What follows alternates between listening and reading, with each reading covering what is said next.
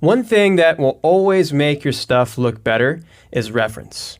And so here I have reference of this coffee mug and some steam. And this gives you an idea of what steam actually looks like and how it behaves. And so based off of this reference, we want to start making some decisions that generally mimic this kind of behavior. One idea I have is to introduce a little bit of wind. I think it'd be cool to animate a wind parameter and have it just gently blow the whole steam effect around a bit. I think that would be really cool. And it also looks to me that we might be sourcing too much smoke right now. So we might have to go back and adjust a little bit of the sourcing to get this nice kind of broken up, sparse emission happening. But anyway, in general, that's what this looks like, and let's now work on our density.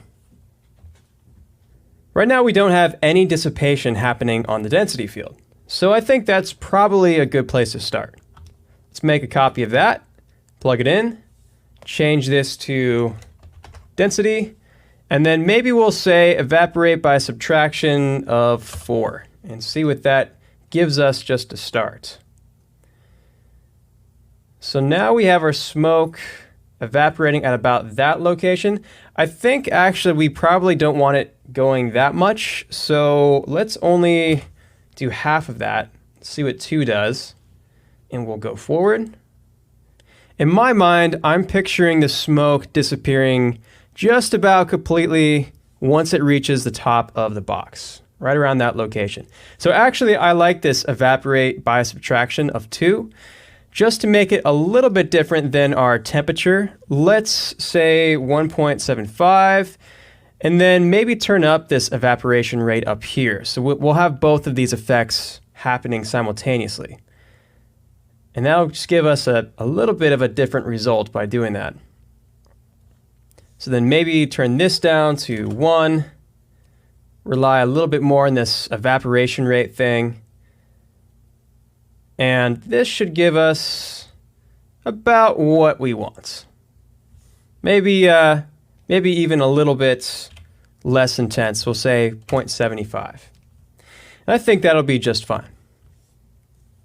Okay, so before we get too much further on this, let me talk to you guys about performance and just in general how you ought to go about previewing this stuff and all that. So right now, we're only at 100 divisions with this max axis, which is really low. And that's good whenever we're setting up big, just overall shape changes. We want to be able to see what we're doing quickly and iterate fast. However, once we start getting to more of the mid-size to fine details, we're going to want to turn this up to about 300 or so. So I'll say 300 at this point. And also, depending on your hardware, you can also take advantage of your graphics card. So if we go to the Pyro Solver, we go to Advanced, I'm already using it right here, but by default, this OpenCL will not be checked. Once you do check this, it's basically telling Houdini to use your graphics card instead of your CPU in order to simulate the smoke. Now, the main limitation to that is your VRAM. So if you're on Windows, you can say Control-Shift-Escape. That'll bring up this task manager. And we can go to Performance. Let's go to GPU.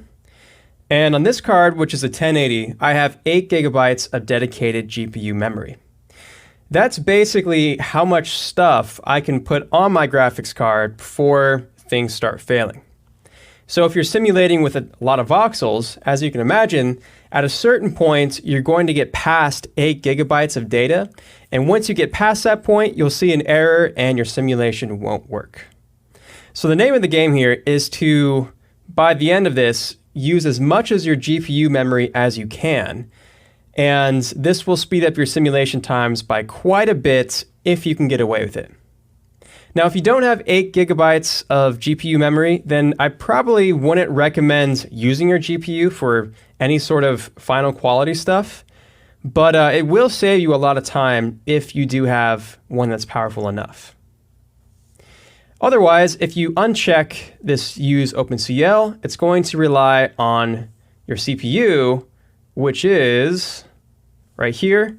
And then your limitation of how much you can use with your CPU is based off of your system's RAM or its memory.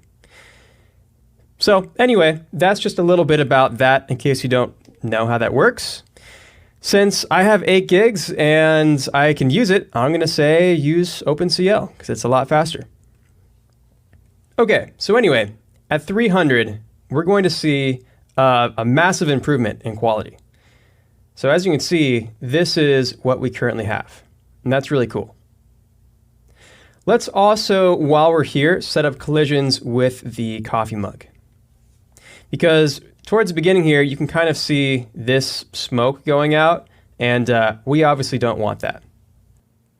And we're going to set up all that crazy business in the next video.